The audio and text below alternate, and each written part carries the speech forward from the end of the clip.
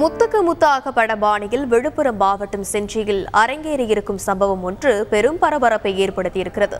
இளைஞரின் பல நாள் லீலைகள் தற்போது முடிவுக்கு வந்திருக்கும் நிலையில் இதன் முழு பின்னணியையும் விவரிக்கிறது இந்த செய்தி தொகுப்பு.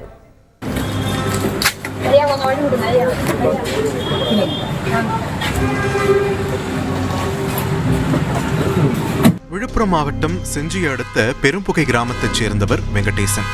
30 வயதான இவர் சமையல் வேலை செய்து வந்த நிலையில் பக்கத்து கிராமத்தைச் சேர்ந்த பெண் ஒருவரிடம் காதலிப்பதாக கூறி பழகி வந்துள்ளார். இதில் அந்த பெண்ணுடன் தனிமையில் இருக்கும்போது அந்த பெண்ணுக்கே தெரியாமல் அவரை ஆபாசமாக செல்போனில் வீடியோ எடுத்து வைத்திருக்கிறார் வெங்கடேசன். நாட்கள் செல்ல செல்ல தன்னை போலவே பல பெண்களிடம் வெங்கடேசன் பழகி வருவதும் தன்னை அவர் ஆபாசமாக வீடியோ எடுத்து வைத்திருப்பதும் அப்பெண்ணுக்கு தெரிய வந்திருக்கிறது. உடனே வெங்கடேசனுடன் பழகுவதை அப்பெண் நிறுத்திய நிலையில் அவர் குறித்தான ஆபாச வீடியோக்களை அப்பெண்ணுக்கே அனுப்பிய வெங்கடேசன் அனைத்தையும் இணையத்தில் வெளியிட்டு விடுவதாக கூறி அவரை வலுக்கட்டாயமாக பலமுறை பாலியல் வன்கொடுமை செய்து வந்திருக்கிறார். ஒரு கட்டத்தில் வெங்கடேசனின் தொல்லைகளை தாங்க முடியாமல் இதனை தன் வீட்டாரிடம் அப்பெண் தெரிவித்த நிலையில் அப்போதுதான் பேரதிர்ச்சி அளிக்கக்கூடிய ஒரு உண்மை வெளிவந்தது.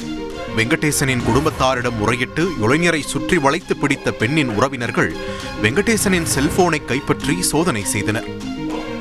அப்போது அந்த இளம் பெண்ணை போலவே தனது நெருங்கிய உறவினர்கள் உட்பட 20க்கும் மேற்பட்ட பெண்களின் ஆபாச வீடியோக்களை அவர்களுக்கே தெரியாமல் வெங்கடேசன் வீடியோ எடுத்து செல்போனில் வைத்திருந்தது தெரிய வந்தது. இதனால் ஒட்டுமொத்த கிராமமே அதிர்ச்சி அடைந்த நிலையில் சம்பவம் குறித்தான விசாரணையை செஞ்சி போலீசார் கையில் எடுத்தபோது யாரும் எதிர்பார்க்காத வகையில் பெரும் ட்விஸ்ட் ஒன்று நிகழ்ந்தது.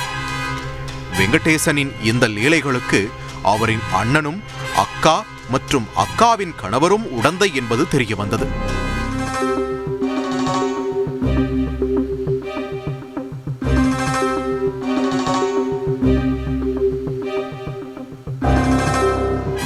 வெங்கடேசனின் அக்காவான புஷ்பாவிற்கு தம்பியின் இந்த லீலைகள் முன்கூட்டியே தெரிந்திருக்கிறது.